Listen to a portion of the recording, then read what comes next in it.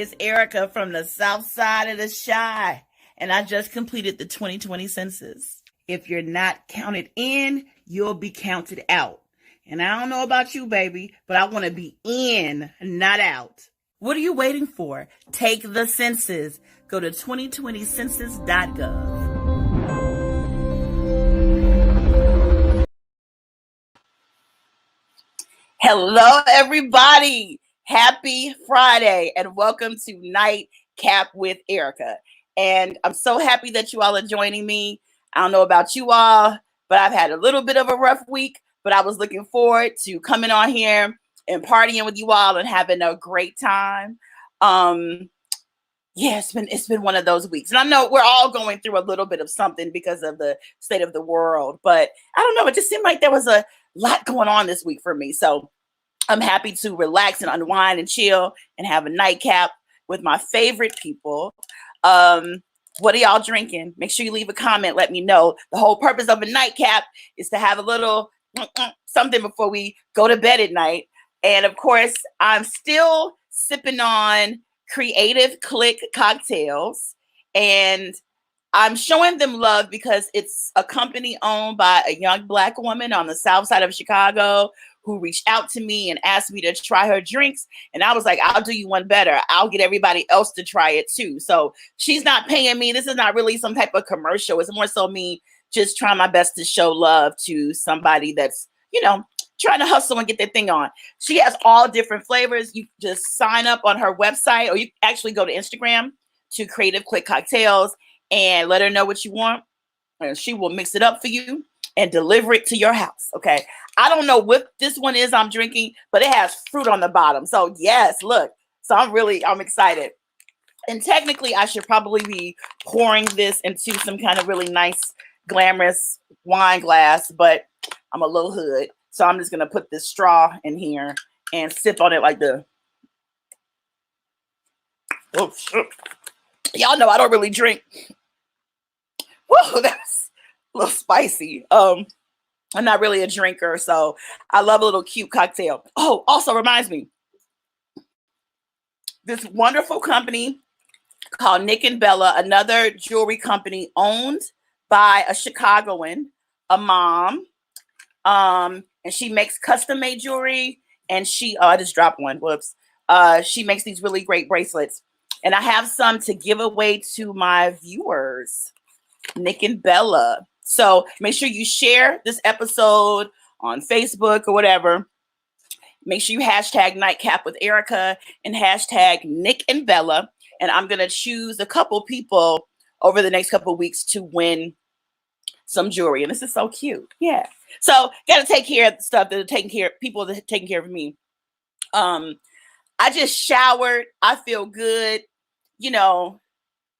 I must admit, I have been showering pretty often. I know some people have just been at home, just chilling and feeling like they don't have a need to really shower. But I've actually been taking care of myself in that way. But today I was moving around and cleaning up some things in my house. And, I moved around a bit and I was like, whoo, something is funky. I was like, I need to take that garbage out. Turns out it was not the garbage. It was me, because I hadn't been using deodorant lately. Just giving y'all a too much information moment. But I was like, damn, I've been taking showers, but because we're not leaving out and going to do things are a little different. And I was like, whoo, I was smelling like the way I was smelling when I was using natural deodorant, because that stuff just does not hold on me at all. So I took a shower for y'all, put some conditioner in my hair, and I put on some deodorant because I didn't want to be funky for my guests tonight. I have two amazing guests. Both are from Chicago. Both made a decision at some times in their career to move from Chicago and go to LA. One went to New York and to pursue their dreams working in Hollywood. One is a writer.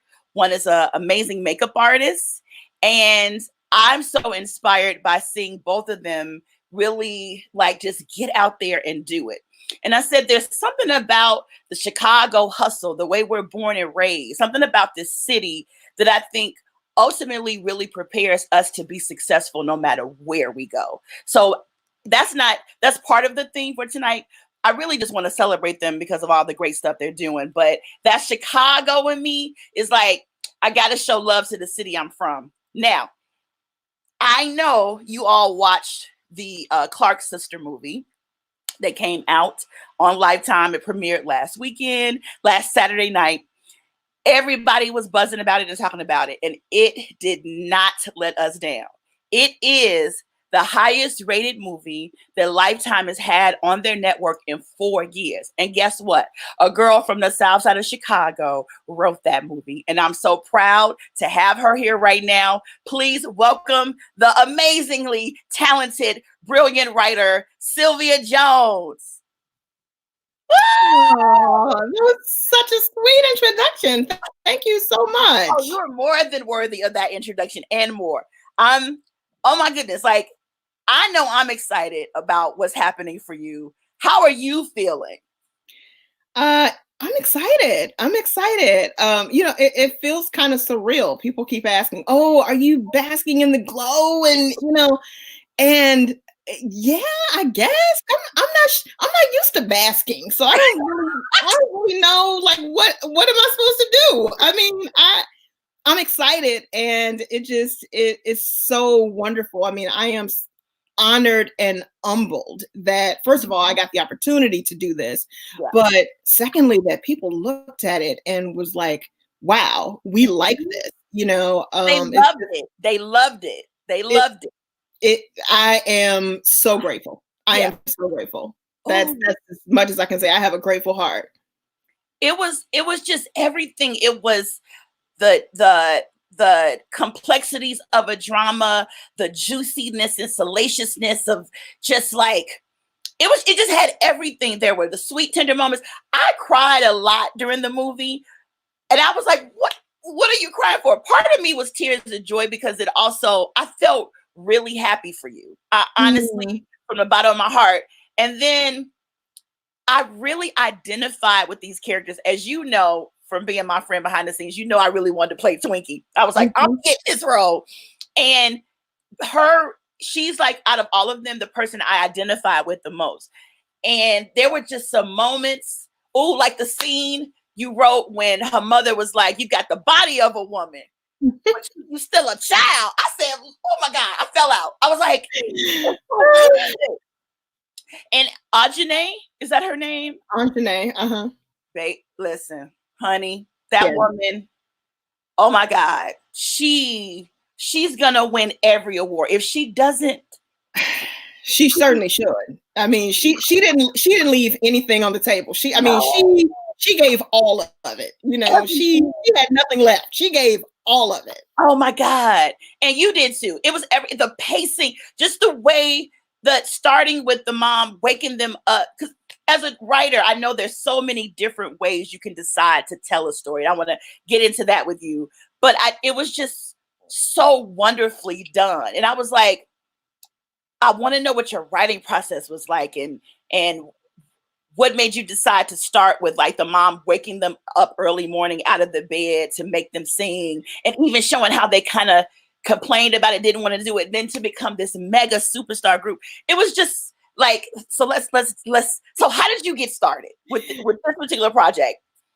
Wait, how did I get started, or why did I decide to start the movie that way? What made you decide to start with that moment when you were writing it?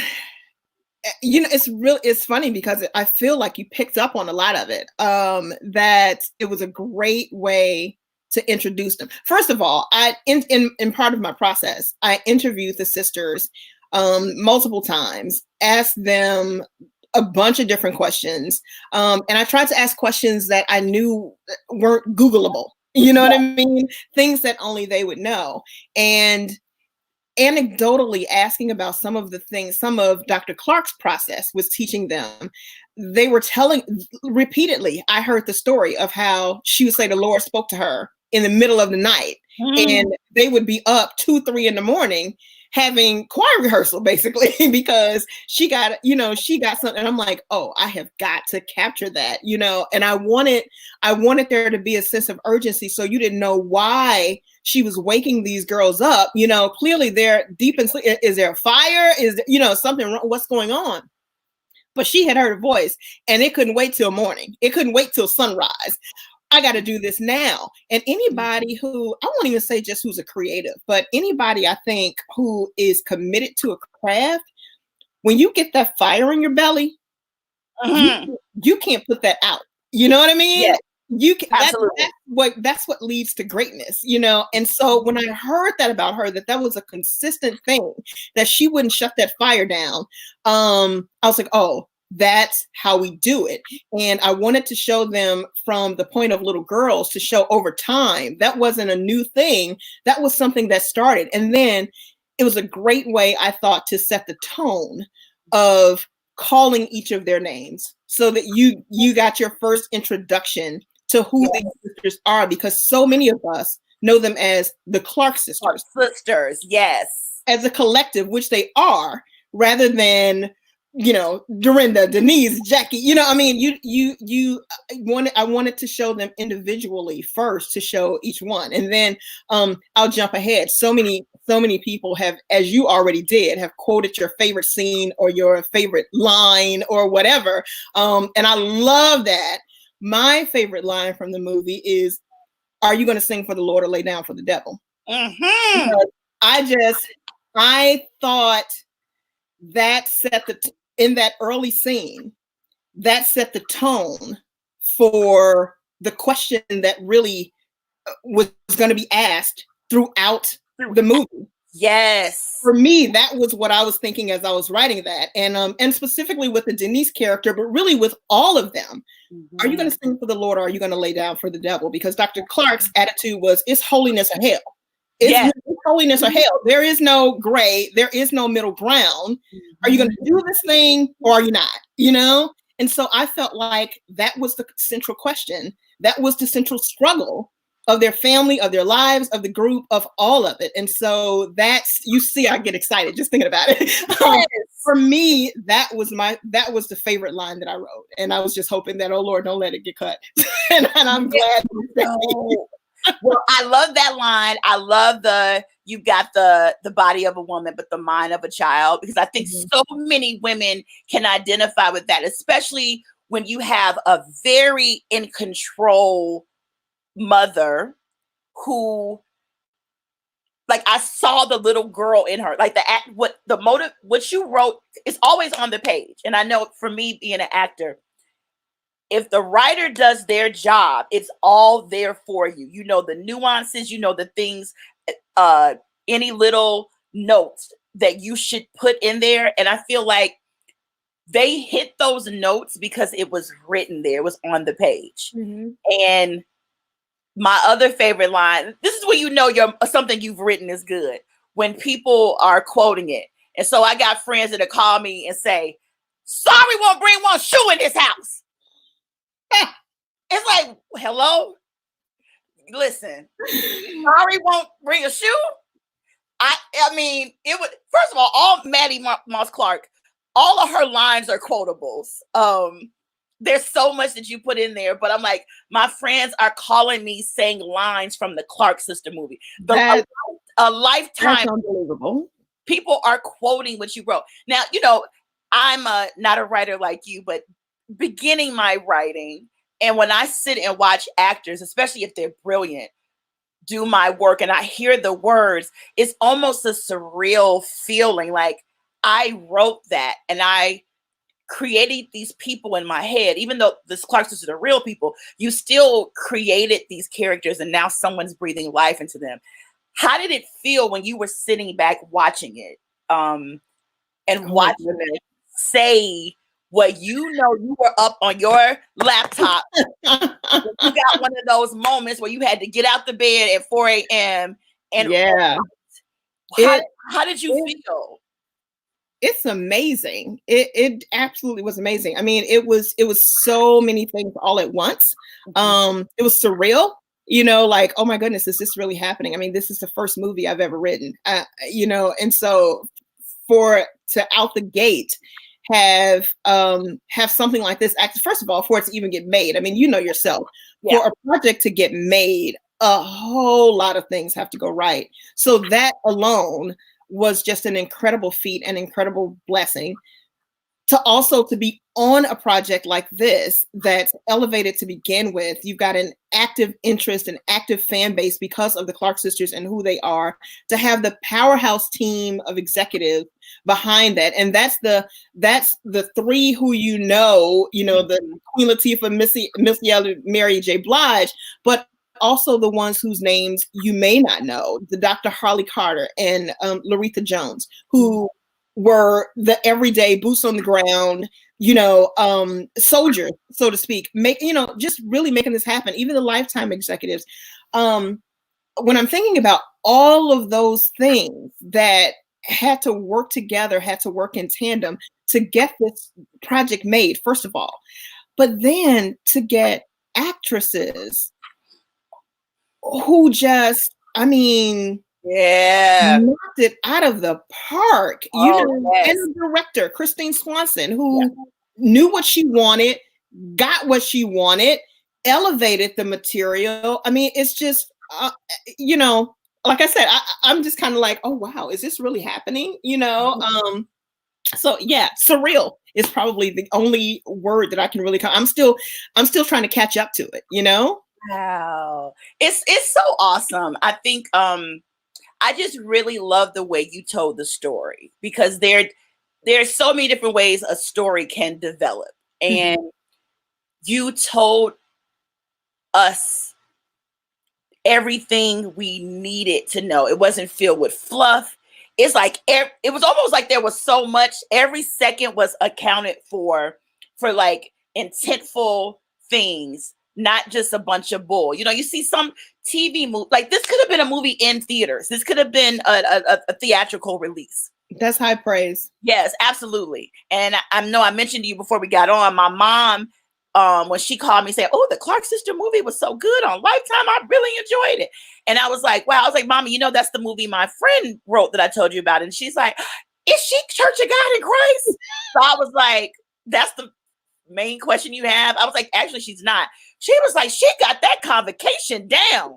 And I'm like, it's really, that's why representation is important. Research is important.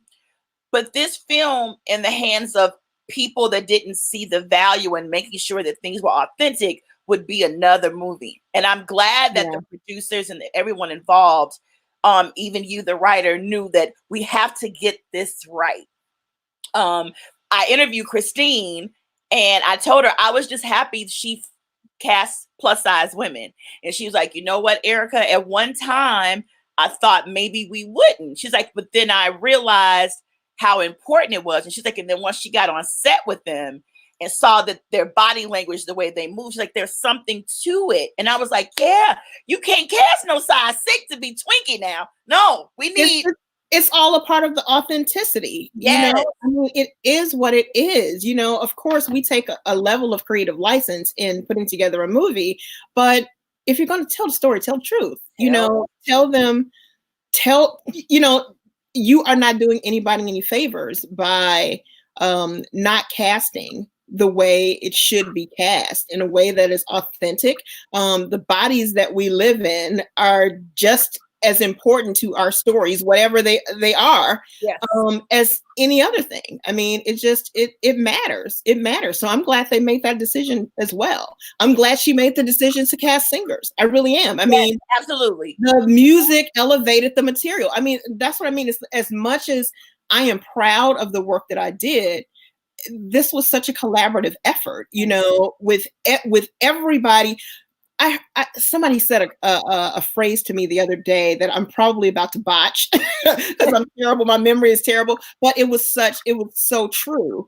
It was something like, a writer is the scaffolding on which every other craft every other person hangs their craft. Mm-hmm. And it really is kind of true. It's like as a writer, we provide the structure. And then everybody else, the painters come, the bricklayers come, the the people who put in the windows come, and before you know it, you've got this big, beautiful skyscraper. Yep. But somebody had to be the foundation. Mm-hmm. And that's the writer, because we start with a blank page, and so we've got a cursor staring at our computer, and nothing's staring back. So we have to come up with that story, and getting the right story matters. And Yes. it's important to the people who were behind this movie. So once they had the story, I'm so happy and proud that everybody else brought their A game to it. Like, okay, we got a good script. Now let me direct the mess out of this. Let my production design be all that. Let the music direction, you know what I mean? It's like everybody else was like, let me bring it, Yes. So everybody brought their A game to this project. And I think that's all of that contributed to making it a good project. Really, really. It was really good. It was like a breath of fresh air because, there've been other projects, some even on Lifetime, that kind of let people down a bit because it wasn't as authentic as it could be. So people are like, okay, now, so if they didn't get it right with this or that, and even on other networks, there've been some stories told about Black women in particular lately, where the creative license was taken so much that people were like, they don't even recognize any truth in the story. So I think in the midst of all of those things, then you have the Clark Sister movie come out. And not only are people loving it, but the Clark sisters themselves are endorsing the project. Like, you got to see this, is going to blow your mind. Because sometimes when people tell our stories, we're like, that didn't happen. And that's not true. And what are they talking about? But they were like, even the good and the bad, the secrets and the things that were public knowledge, all of it together was just truly beautiful. And I enjoyed it. You got quotables now. The fashion they were even wearing was great. Everything, like the scene when she came to her mama's house, it had on pants and her mother closed the door and she came back with the skirt on. Like, me being a kid that grew up in the Church of God in Christ, even though I'm a bit of a heathen, I'm still saved and sanctified and filled with the Holy Ghost. Right. I know that to be true from my grandmother and all those women. There was a certain way they wanted you to conduct yourselves. And you hit it. Like, it was just great. I'm so proud of you. Thank you. And that scene you talk about, that was important to me to put in. That was a real thing. I mean, Jackie told me that happened, that her mother literally would not let her in her house, would not stop her at the door for wearing those pants, and I'm like, oh, that's something I got to get in. I mean, I would have put in more. I mean, I was hearing stories about, we wanted to go to the movies one time. And it was like, oh no, you don't go to the movies. That's for the devil. I mean, and mind you, I didn't grow up Kojic, but hearing all these juicy little nuggets, and one of the executives who I worked with, Ronnie Petrie, did grow up Kojic. And so he was like, whenever I would have a question, he was Johnny on the spot to either tell me about his experience or find out or whatever. I knew that was as important of a part of their upbringing as was anything else. And so I wanted to sprinkle those little things in that I knew people would recognize and identify with. And like I said, it was all a lesson for me because I grew up in the church, but I'm as Baptist as the day is long. So I didn't have that Kojic experience, but I wanted to make sure that those key recognizable things would be in there so that people would be like, yeah, I know what that's about, It was awesome. I mean, we can talk about this forever. I do want people to know a little bit also about some of the other great things you're doing. So for those of you all just tuning in, Sylvia, born and raised in Chicago, Southside girl, had climbed up the ranks in network news and was a senior level producer for a news station. But in her heart was there to be a writer, to write scripted television and film. And at the height of her career, made a very conscious decision to leave the television news industry and venture out to go to Hollywood and be a writer. I want to know, what was your family and closest friends' reaction to, girl, you gonna leave that good job? Because my father won't let it go that 25 years ago I left UPS in management to be a comedian. You left that good job. You had a good job. Good job. Good old job with benefit, your pension. So the fact that he won't let it ride, I'm wondering, especially when you tell somebody, it's one thing to say, you know what, I'm not going to be a producer. I'm going to go to medical school or law school. But when you tell people, oh, I'm going to write television and film. Right. Then what do they say to you? You know, it's really interesting because I think there was no one who was shocked who was not shocked. I mean, because I kept my plan to myself, basically. I learned many years ago that you can't tell everybody. You can't always let the left hand know what the right hand is doing, you know? So people will find out what you're doing after it's done, if you're smart. Yes.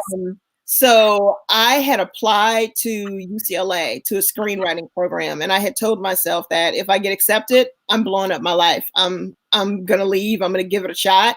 If I don't, I'll take that as a sign that I need to keep my day job. I literally got my acceptance letter 2 weeks before class started. So I had to decide, am I going to turn in my 2-week notice at ABC7 or not, you know? And obviously I decided to do it. My family was shocked. They were really shocked. But I don't think my immediate family was worried necessarily. I think they were shocked, but they're used to me being the rock in the family. And they're used to me having it. So even though they necessarily didn't see it, I think they thought Sylvia must have something in her back pocket. Like, Sylvia's a hustler. She's going to make it work. Yep. Then there were two schools of other folk. There were people who were like just super excited. Like they didn't know if I was going to make it or not, but they were just like, oh my God, you're living my dream. And by my dream, that could mean that they wanted to go to Hollywood. That could mean they wanted to start a bakery. That could mean they wanted to do anything except what they're doing right now. It was liberating to get as many notes and DMs and so forth that I got from people who, when they heard my announcement, it made them feel free to share their secret dream. I mean, people who I had no idea was like slipping me notes. I haven't told anybody this, but I have always wanted to go to film school. Or I've always wanted to learn how to be an editor. I've always wanted to, once I applied to school to become, to medical school, I'm thinking about I should do, I'm like, do it, so I was so hardened by that. Then there was the other group of folk who genuinely thought I was having a nervous breakdown. For real. Lost our mind. Yeah, they thought I was having a mental break and that I might need there was more than a few people who came and tapped me on the shoulder, pulled me to the side, like, do we, is there something I can do to help you? Are you okay? Seriously, like, are you okay? You can talk about it, and I get that, I get it. And I'm like, I'm fine, and then there were some who drilled down. Well, how exactly are you going to feed yourself? Yeah, how do this? And that's good job. Yes. And what's really, really interesting is probably after things started picking up for me, many of those same people would get on my social media and be like, I knew you were going to make it. I knew all the time. And I'm like, all the time. I knew you was a star, Sylvia Jones. So it's actually really funny to me when I see that, when I know who those people are, or the other note that I get a lot is, I've been secretly watching you and I haven't said anything. I just wanted to see how this was going to turn out. But I just want to tell you now that I'm proud of you. Thank you. I appreciate that. As you've been secretly watching me. Okay. Well, though, Sylvia, the thing is, most people are afraid to even dream. Right. Let alone try to put some things into action to lead towards making them happen. So it makes total sense that you would protect your dream, not tell folks. And then you're going to find out when you see my name in the credits, that's when you'll know that I stepped out on faith and did what I had to do. And you have to be a doer. And a lot of people are dreamers. But not everybody is a doer. And I mean, it's great to have a dream. I think everybody should have a dream. It makes your life richer. Yeah. But are you going to just pine away?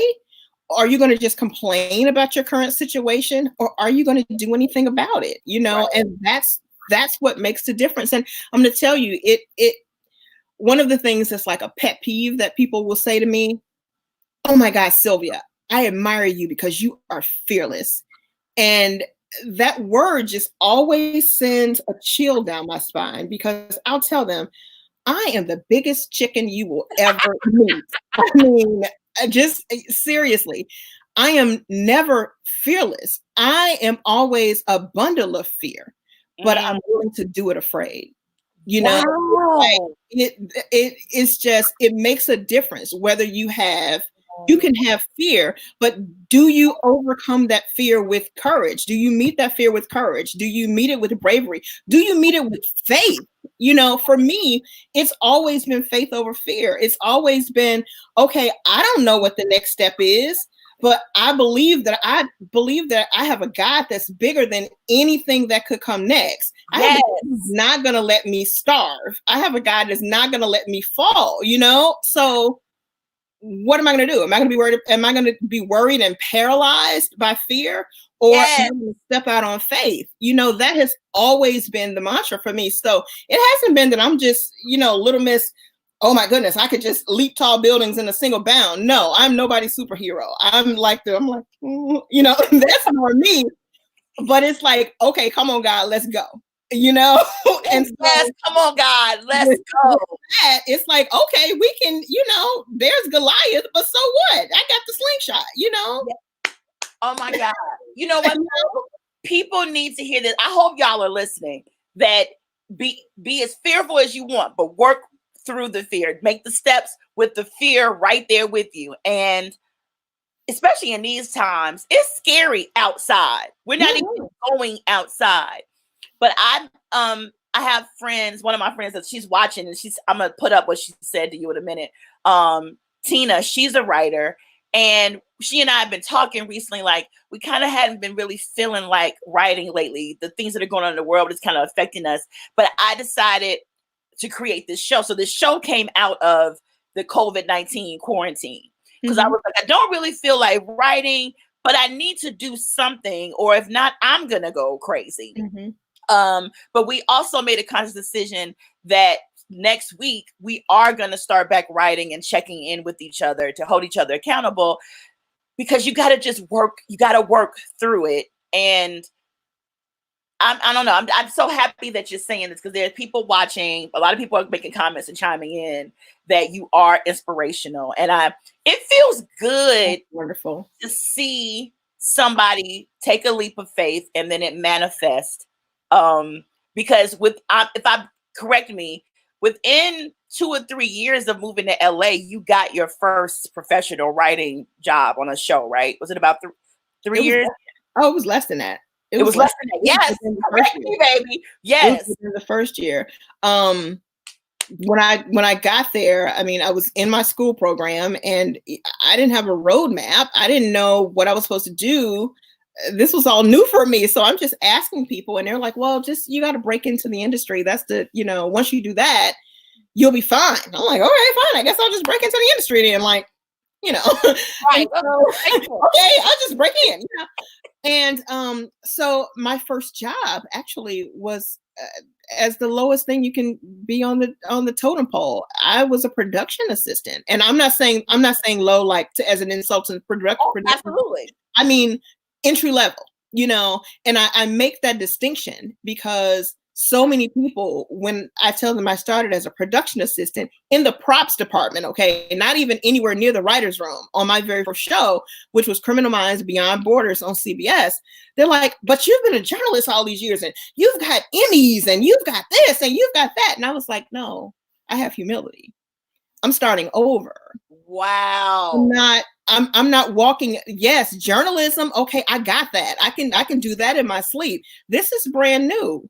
These people have put in time. I'm here to learn and figure this out, And so, yeah, I'm not expecting to walk in the door and be at the top of the game.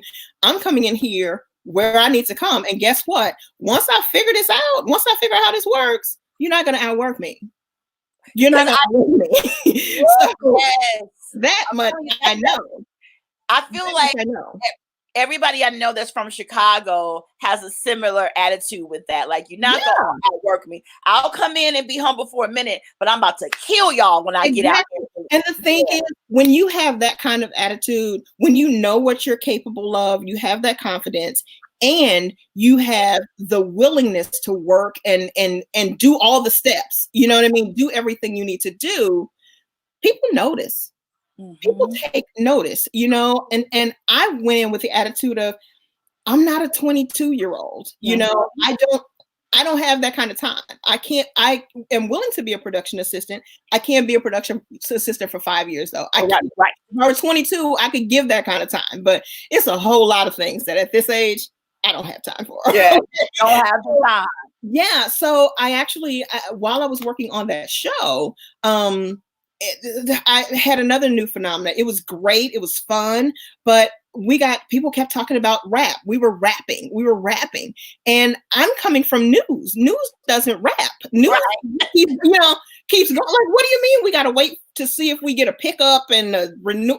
Like, wait, what? You know, this is all new. I'm like, so wait, what you're telling me is I'm about to be out of a job in a few weeks. You know? Every couple of months. Right. You know, like, wait, wait. Let me get this right. It took forever to get this one, you know.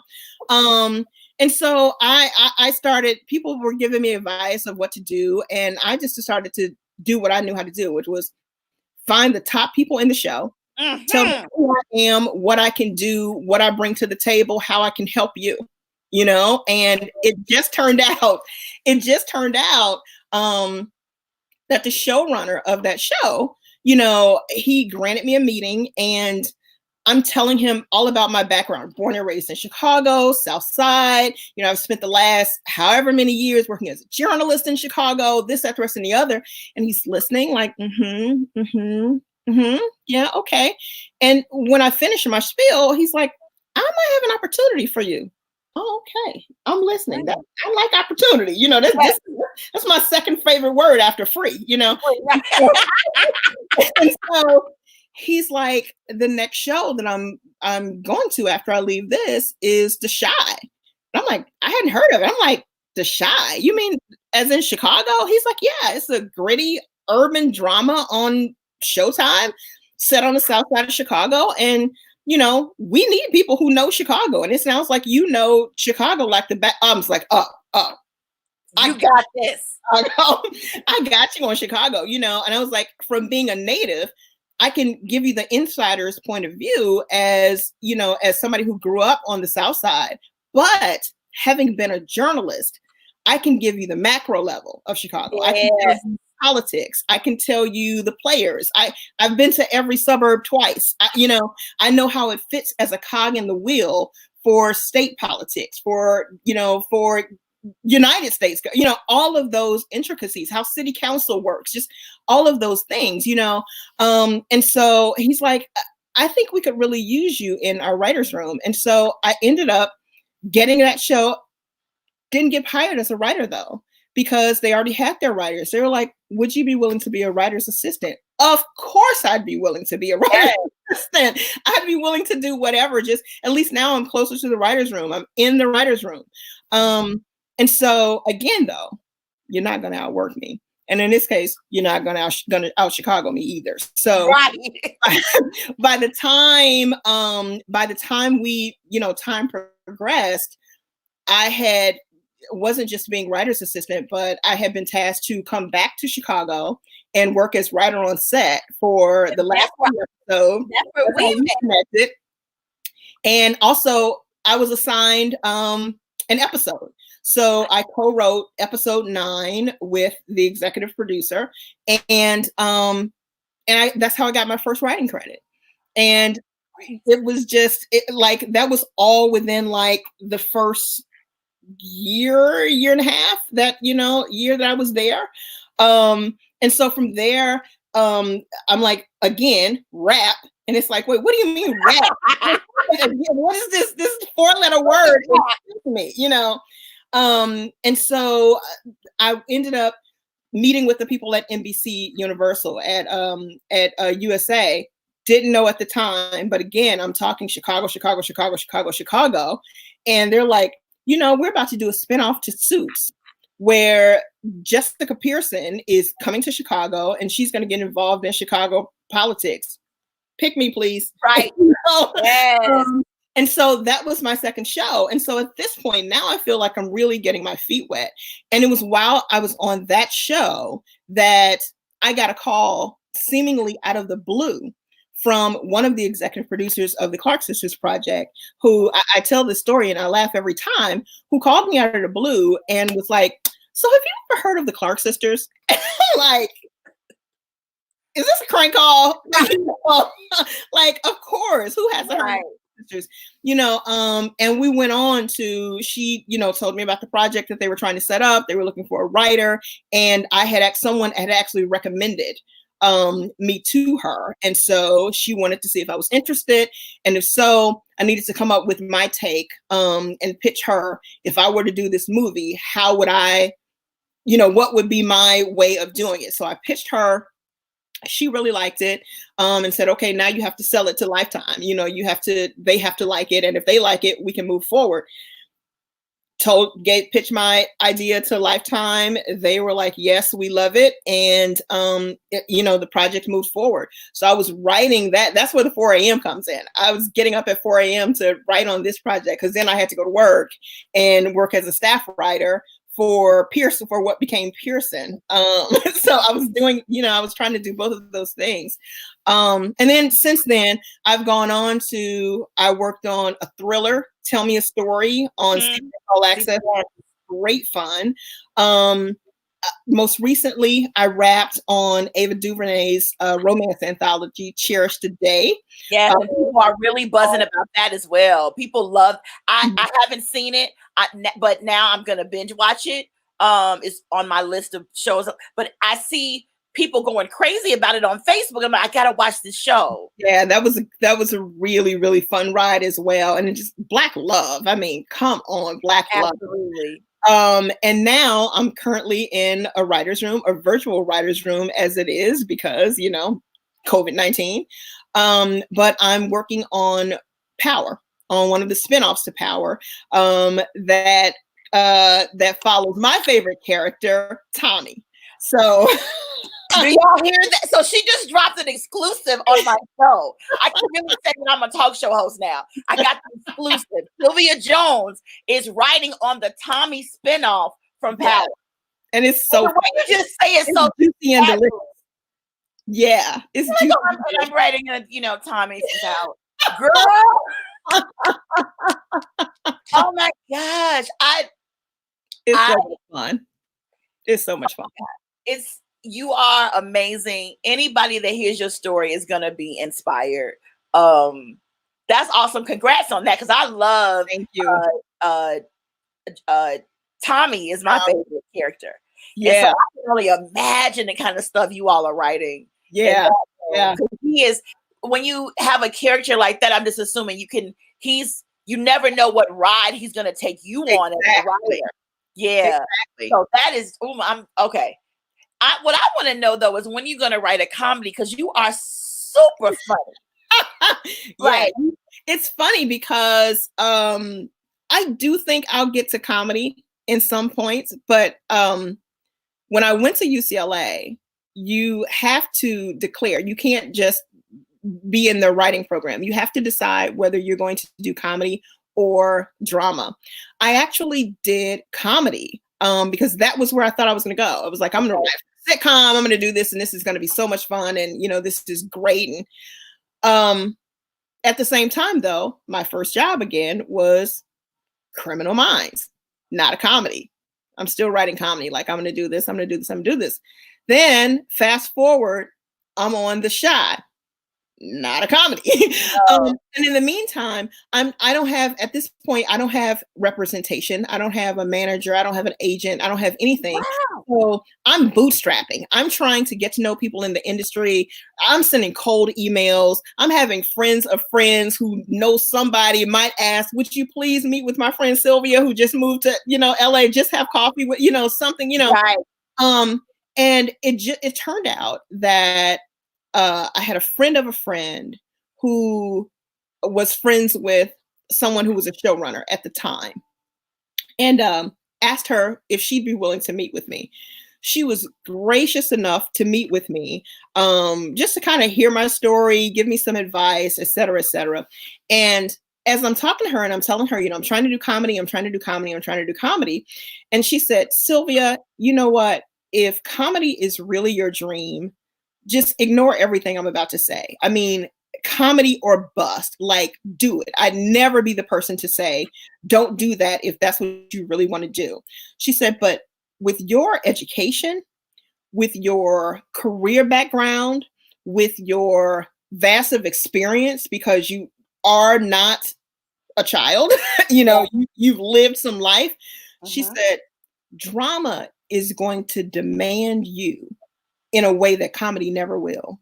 It was like when she said that, the biggest light bulb the brightest light bulb went on, because as much as I enjoy comedy, I wasn't married to it. I was like, I can always write drama and put funny beats in it. I mean, it's like, and it's not to say that I couldn't do comedy later on. I was like, at this point, I just want to write. I just want to, I just want to get in. And I'm like, it's not lost on me that all of my opportunities, even before being an actual writer, has come on drama. I'm like, maybe there's something there. So when she told me that, I immediately started writing a drama sample. That sample has opened every single door for me. Every job I've gotten so far, including the Clark sisters, I gave them that drama that I wrote after she told me to do that. And it has gotten me every job. Damn, I want to see that show. I do too. I want somebody to wait a minute. That's yeah. If it's opening up all these doors, yeah. Then yes.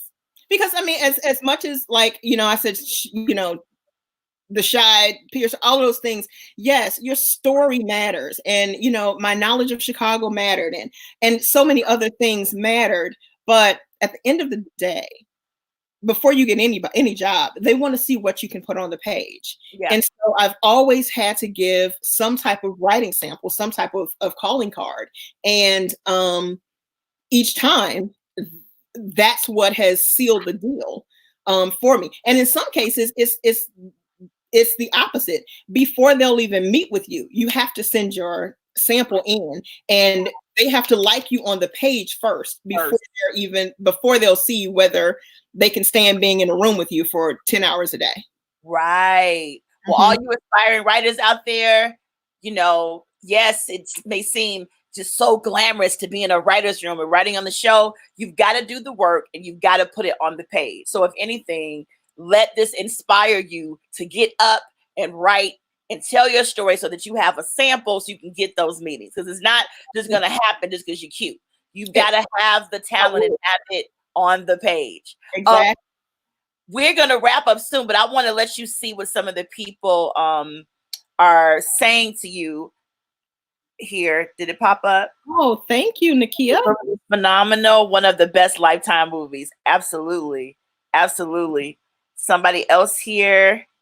Congratulations, Sylvia. Thanks for this interview, Erica. Yeah. Thank you for the interview. Okay. What's another one? Here's one. Congratulations. So inspiring. Avery and Amy. Thank you. That's awesome. Yeah. Okay. Here's one. Oh, that's Tina, actually. Yes to secret dreams and you helping people bust open and push forward, Sylvia. Inspired. Oh, that's awesome. That's awesome. Oh, a lot of people just simply writing cherish the day. Love cherish the day. I'm telling you, when I see people writing on Facebook about Cherish the day, I was like, oh, this show must be good. I got to see this. Yeah, and somebody saying congratulations about the Tommy spinoff. Yes. Yes. Thank you. We're excited about it. Yeah, it's gonna be good.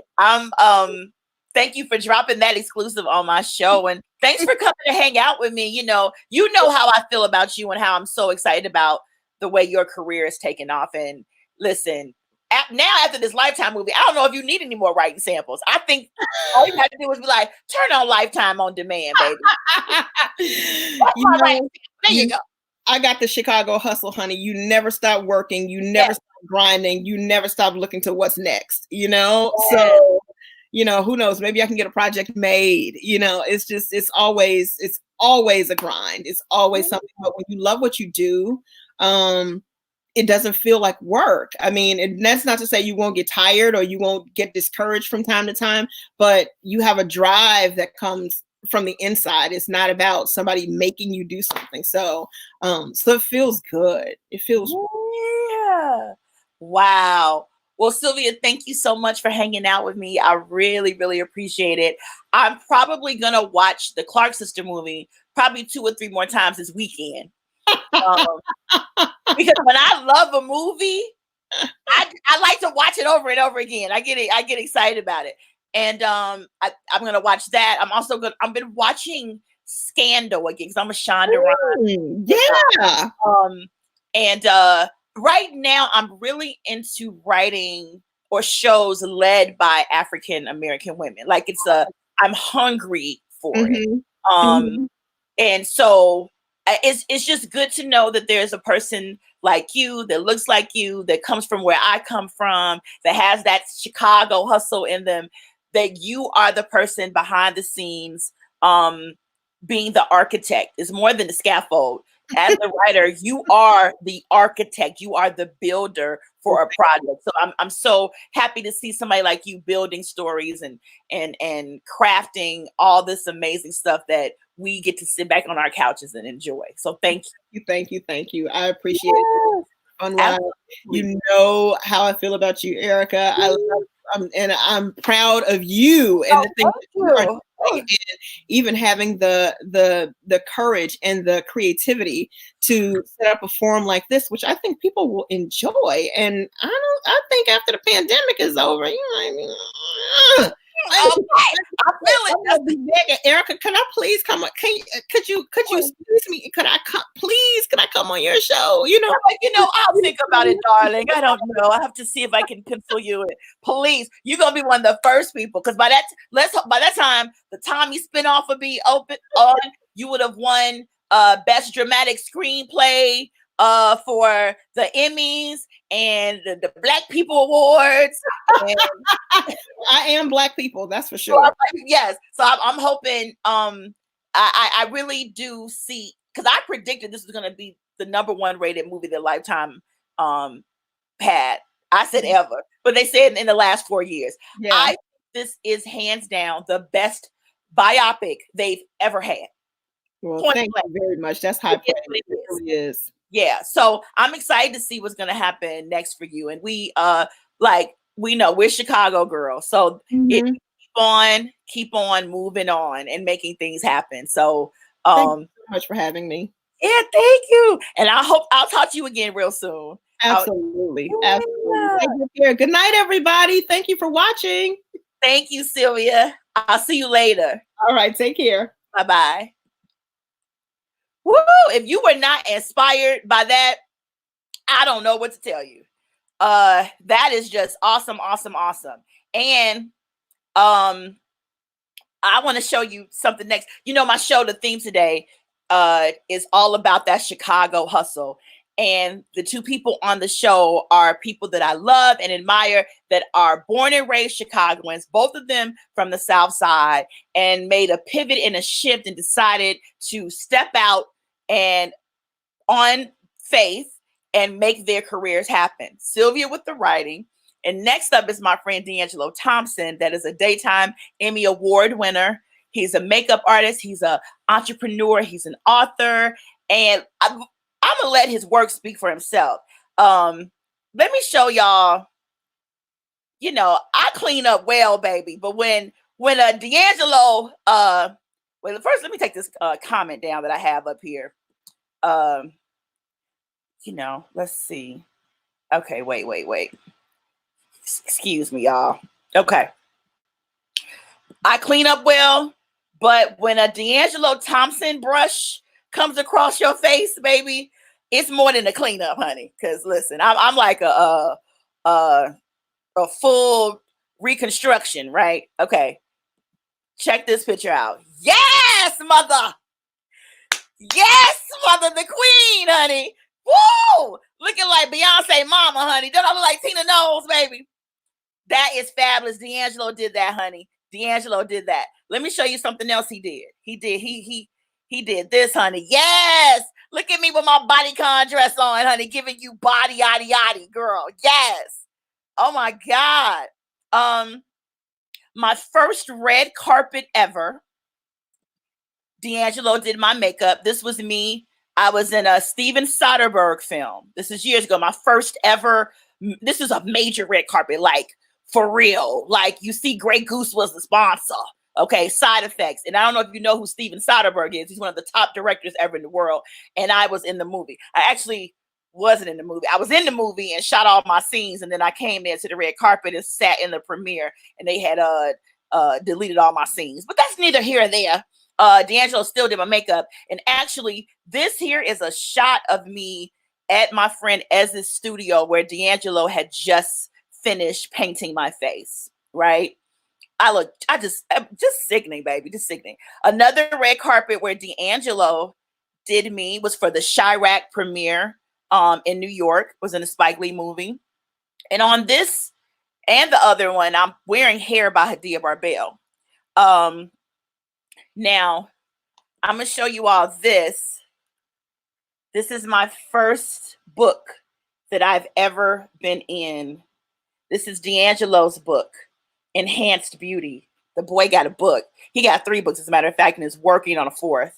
And I just want to show y'all that this is makeup for the everyday woman.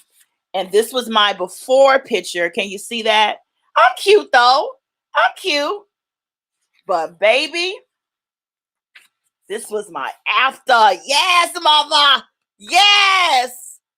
Serve the kids. Actually, I have, I just realized I have that picture. So this was about Enhanced Beauty. He'll talk more about the book. It's about everyday beauty for women. Okay, enough of that. I could brag about it forever. Welcome, Chicago's own.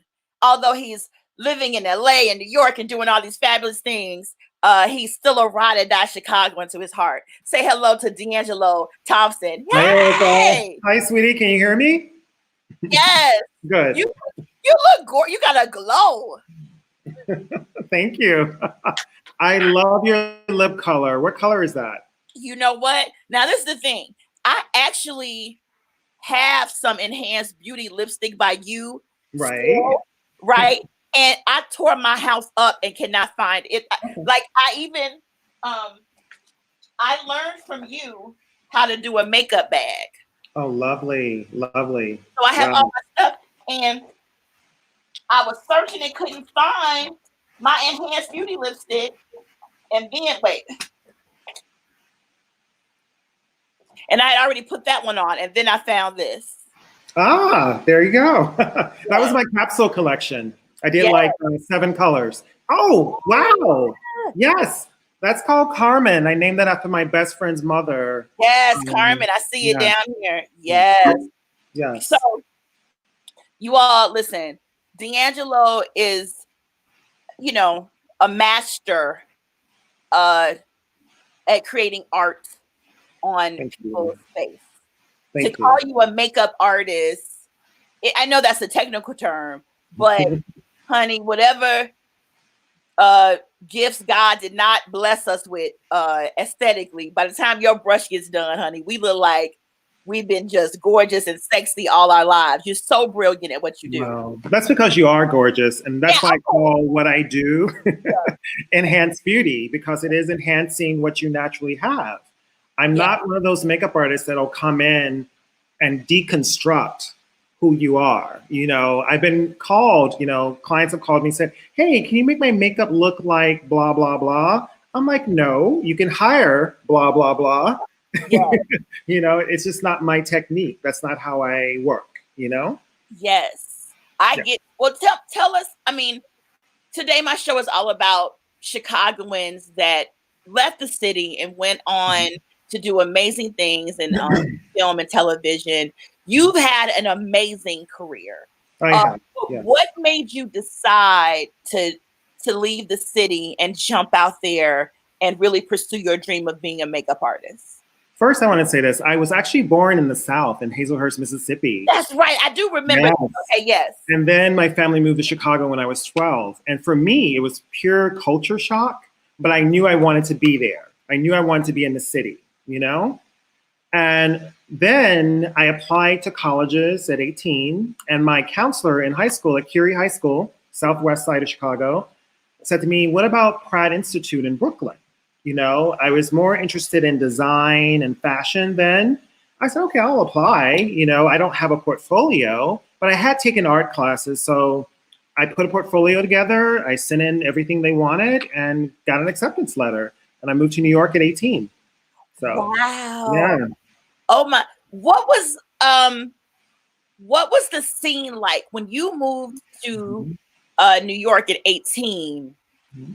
Like now they have the Instagrams and the Facebooks and all these things where that wasn't around. Right. So the people that just get one little tube of Wet n Wild and put it on somebody are now saying, I'm a master makeup artist. Right. It was different for you during that time. Like, what does an 18-year-old even do to get started? Well, I can honestly say being in an art school really helped because you're around photographers, you're around beautiful girls. We had models come in our fashion illustration class. So you got a strong dose of fashion. And, you know, New York was very different then. And it's interesting what's going on now and how it has changed. In 1989, it still had an edge to it. It still was very unsafe, but yet it had an energy, a tangible energy that you wanted to be a part of. You know, so I left school and started like doing photo shoots and hanging out with people and meeting really amazing people in the night scene, but they also worked in major fashion brands. So I started to learn a lot very early on, 18, 19, you know, so it was a blessing in disguise. Wow. D'Angelo, who was the first celebrity or notable person that you did their makeup? Do you remember? Do you really want to know? Yes, I want to know. It actually was in Chicago. I assisted a makeup artist named Randy Love. I don't know if you know him. And Randy hired me something called Fashion for the Misbehaving at the Regal Theater. At the Regal, yeah, so 79. So what was interesting, it was actresses from The Bold and the Beautiful. It was Fresh Prince of Bel-Air, some of the actors from there. And my celebrity that I got, actually did a lot of them, but the one I got was Sherelle, Sunday Music, you know, Sunday, Saturday Love. Tuesday, Wednesday, Thursday, Friday, Saturday. And Erica, I was so nervous. I got her foundation on, I got the contour, I got the face on, but when it was time to do her lashes, like literally I was shaking. And she took my hand, she goes, baby, can you go get Randy? I was like, okay. So Randy finished her eyes, but she was my first quote unquote big celebrity to me. And then once I got into the New York scene, they were everywhere. They were, you know, big models and actors and you name it. And I would say that I was working more in the modeling world, the fashion world. And I did that for a good 5 to 7 years, you know? And then I stepped back and I thought, because I'm listening to my mother, she's like, you need to get a full-time job. Good job, Lord. Which I did. But one thing about me and one thing about that Chicago hustle you're talking about is that I had the full-time job, I had a part-time job, and I was just shooting. Anytime I had any free time, I was doing photo shoots. And especially on the weekends, I would do 2 to 3 or 4 photo shoots on the weekend. Wow. You know, some of my best work when I look through my archives was during that time because I only had a dot kit. You know, I had $20 or $25. I went to like a Dwayne Reed and I bought makeup, you know? And out of that kit, I got some of the most profound, most beautiful makeup or tests or editorials. And because I had so little to work with, you know? Wow. But I was determined. So. Yes. Yeah. But that I think that also speaks to the fact that, to me, you know, I don't know much about the beauty industry, but I know that when I see your work, it makes me feel a certain feeling. I get a reaction to it. It's like you analyze a face and find out and figure out what is the most beautiful about it, and you really enhance that beauty. Erica, that's what I do. That's exactly how I approach it. When a woman walks into the room, or a male, they walk into the room, I literally start analyzing their face, even before we were introduced. And I start to talk to them, and I start to work. But one thing, Kevin Aquan, a makeup artist that was, very big in the 90s, one thing he said, he's like, you have to find beauty in every person. Mm-hmm. When I read that quote, it changed how I approached makeup. It changed how I looked at women, all women. And I had mentors like Alfred Fournet and Byron Barnes as well, who gave me such a gamut of what beauty is and could be. So I had a lot of great mentors, and I had a lot of great people that inspired me. For me, I always really fall in love with the hair and makeup team when I'm on a project. I know. Especially if they have good energy. And it's like, for the most part, the beauty teams on set, especially when I'm doing a movie or a television show, they're like the refuge. They're the one trailer you go. We are. Yes, where you feel good. And I can tell a lot about a set by the way the first production assistant greets me that takes me to my trailer. Yes. And they come back and pick me up and drop me off to you all. And if I walk in that trailer and there's a little music going and people are attentive to you and making you feel like you're already beautiful, those lead to me having the best performances.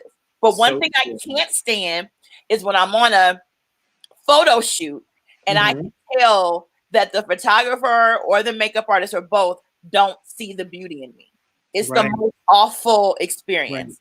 And of course, it doesn't happen when I have a shoot that I'm doing on my own. I bring on who I want. But when you're doing a shoot for some other entity, and then me being a Black girl, being a plus size woman, I know there are people that don't really see my beauty, and that's why. Yes, it is what it is. There are some photographers that don't even want to necessarily shoot plus size women. There's some makeup artists that everybody wants to do editorial thin models. And I'm glad that there have been people like you that are in the industry that see the beauty in everybody. Because baby, I'm gonna pull this picture back up again. This picture was on a whim. Yeah, I know. I remember. It was on a whim. I remember. Yes. Ezequiel De La Rosa. His name sounds just. I know, my Cuban brother. Yes, Ezequiel De La Rosa was a photographer, and I was directing a reality show, and Ez and D'Angelo were. Well, D'Angelo. I don't know how I met Ez. Oh, we did do it. He was one of the judges. He was one of the judges. Yes. And on a whim, D'Angelo was like, Erica, I'm gonna do your makeup one day. So I'm thinking, oh, like D'Angelo Thompson is gonna do my makeup. This is the thing. Even though the average girl around the way may not have heard your name, in the TV and film and fashion industry, you are the creme de la creme, right? Oh, thank you. Thank you. Absolutely. So when somebody says, oh, it's D'Angelo Thompson did my makeup, that's saying, bitch, you got your motherfucking makeup done. You're such a drag queen. I love it. Yes, Hunty. Yes, bitch. Yes. You beat my face, bitch, for the kids, for the dogs. Yes, bitch. Yes. I'm a queen. I am a gay man. So then when Ez was like, oh, and I'll shoot you, I was like, Ezequiel De La Rosa is going to shoot me. And it was just so on a whim that Hadia was like, oh, well, if they're going to do it, I'll give you hair. I was like, Hadia Barbell. And you had a stylist there as well. Nomi styled me. Yes. And this is what it came out to be. If y'all see this picture, honey. And I was just like, oh my God. And when I saw this picture of me, I was like, I can't even believe that they were able to transform me in that way. But that just, it felt good. It's one of the best shoots I've ever had in my life. And really? I felt, yes, because you took your time with me. You told me that my eyes were gorgeous. You went, yeah. And I was like, this is what it's like, first of all, to shoot with people I could never afford on any other given day. the fee alone, honey, the retainer for D'Angelo Thompson, baby. Listen, no. So I was like, but this is what it upgraded me, and it set a precedent for the way I wanted to be treated from now on. Yes. Right. But you know, go ahead. Erica, when I worked on the Wendy Williams Show, you know, I had a lot of actresses come through, singers, you name it. But one actress said to me, she's like, "Thank you." I said, "Thank me for what?" She goes, "Your energy is so good." She's like, "I'm so glad that I can come into your room before I walk downstairs for the interview." She's like, "You set the tone." And I took that information from that job to every job after that. Yeah. You set the tone. So if you're in a weird space or you make people feel uncomfortable in the makeup and hair room, it translates when they start to act because they know they're not being taken care of. Yes. You know, you got to take care of people and you got to let them know that they're worthy, you know? And I've been in situations where I've heard people say things about the model or the actor. And I can give you a perfect example. I won't say names, but there was a beautiful young woman on it. She was full of life, laughing, having fun. We had a fun time doing her makeup, a fun time doing her hair. She was ready to go. The stylist started putting clothes on her. This is an editorial. And he honestly thought she was too fat. He goes, and I heard him tell the photographer in earshot of her, "She's too fat. We can't put her in the editorial." Mind you, there's 3 other girls there waiting. They fit everything. And I got so angry. I left the set. I pulled the photographer aside. I pulled the stylist aside. And I said to them both, I said, "You guys should have did a fitting before this young lady got to set, number one. So it's not her fault."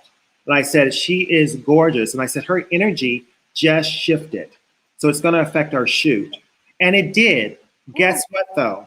When you pour love into people and you use your energy and you use your talent to bring out their best, her photo was the best in that editorial. And I'll show it to you one day. I'll send it to you because if you look at the whole editorial, you're going to go to her and go, "Who is that?" You know? So interesting. Yeah. Well, and when you are a makeup artist, that's why I say it's more than that. You're a therapist. You are. You're a counselor. Mm-hmm.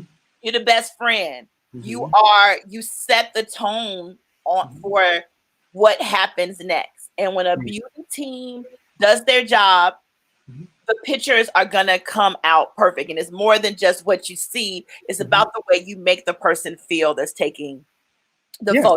And I'm telling you, to all of you professional makeup artists out there and photographers, first of all, fat girls are here to stay. We ain't going nowhere. Yes, they are, honey. Yes, they are.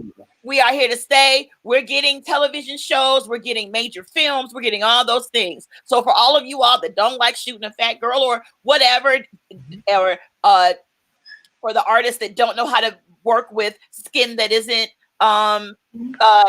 light, fairer, I don't want to say fair, lighter skin, or you don't know how to deal with different textured hair, you better get on board, baby. And this is the conversation I've been having actually since we've been on quarantine. It's a new day because I think once this quarantine is over and we go back into our industry, film and television, you're going to notice a lot more content because now Netflix knows, Amazon Prime, Apple TV, they all know now. People are watching. Yeah. And even before this happened, there were a lot more shows with diversity. So you can't go on the set as a makeup artist and hair person and not be comfortable with doing darker skin tones. Yeah. Or your hair texture or wavy hair or even natural hair. You know, you better learn it or you're not going to work. You're not going to work. Yeah. And I love it that actresses like Lupita and, you know, and because a lot of stuff starts with the top down. Yes. So you have these brilliant A-list actresses that are like, you know what? The person coming on this set has to know how to work with me. Yeah. And they're not saying it has to be a Black makeup artist or a Black. You have to know how to work with the talent. You gotta know what they're doing. Right. And if we don't, I'm not coming to work on that set. And I'm so glad that they're doing that kind of stuff because, you know, gone are the days of I would come on a set and I'd be like, "Oh, my hair is natural," and I would have a bag full of wigs with me just in case, you know. That I was on a set one time and another actress getting her makeup done, Baby, she had brought her Posner foundation with her and her black radiance and some Did you say Posner? Posner. She had a Posner makeup, baby. Do they still make Posner? Huh? Do they still make Posner? Yeah, Posner and Walgreens, and they got it over here on 79th and hosted by where I live, or Ashford. You know, I used to wear that. That was the first makeup I used to actually wear on my face. Full Posner. beat. I was 17, full beat. And I was on a date, and I remember making out, and all my Posner got on this person's white shirt. My sideburns, my cheeks, everything was on the white shirt. I was like, it was so embarrassing. And we come out of wherever we were fooling around. I was like, oh, your girlfriend's gonna know we fooled around now. Right, well, she's about to find out, baby. I don't think it was his girlfriend. It was his cousin, actually. She was like, I was like, yep. Yeah, Posner everywhere. Oh, it was so embarrassing. Oh my God, that's funny. Mm-hmm. So look, I want to talk to you about, well, first, right now, can we say that you're the key makeup artist on the show? I mean, I know it's on the IMDb. I'm the key makeup artist on Law Order SVU, yes. Yes. Mm-hmm. So for those of you all that, if you're watching and don't know what a key makeup artist is, that's the boss. That's the person. No, I'm actually second. So You're second. Michael Harvey is a department head, and I'm the piece. So yes. Yeah. But I hire the staff. We get the people, every talent ready, from the principals to the supporting cast. So I meet new actresses and actors every 8 days, literally. Wow. Yeah, every episode there's a new crew. And it's funny you guys were talking about Anjanou. I work with her. On one of our episodes. You know what? Listen, baby, I love her. When you talk to her again, let her know there's a girl on the south side of Chicago that thinks she is the most brilliant. She killed that role. I mean, she's been in so many amazing films in the past few years. Bill Street, you name it. Yeah. You know, she's brilliant. And when they see us, like I know she's been in a lot. I definitely have been familiar with her. I'm glad that she's getting her just due, her moment to shine. And it's not an overnight success story. You know, people when they are not as aware of you, when you have that big shining moment, they're like, oh, new actress. It's like, baby, I'm not new. I've been putting in the work for years. Yes. But yeah, I'm very happy for her. So Law and Order SVU, you're the makeup artist. That is outstanding.